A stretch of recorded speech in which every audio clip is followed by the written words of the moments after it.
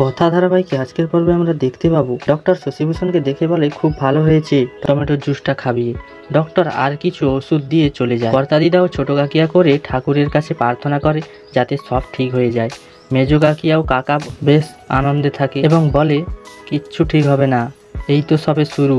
এরপর আস্তে আস্তে করে গুহাবাড়ির কোম্পানি ডুবতে যাবে।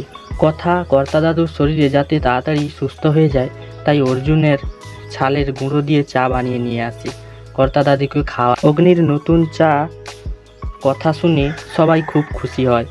প্রত্যয় পুলিশকে ফোন করে বলে ওষুধ ভর্তি ট্রাকটা কোথায় গেল, এইটা ইনভেস্টিগেশন করতে। কর্তা দাদু বলে এই সময় একজন পারত সফল করতে কাজটা, কিন্তু সে তো এখন ক্যাফে নিয়ে ব্যস্ত।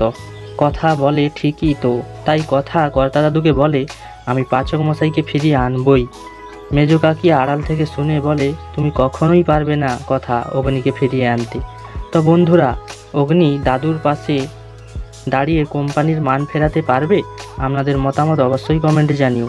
আরও নতুন নতুন আপডেট পেতে আমাদের চ্যানেলটিকে সাবস্ক্রাইব করে অবশ্যই পাশে থাকুন।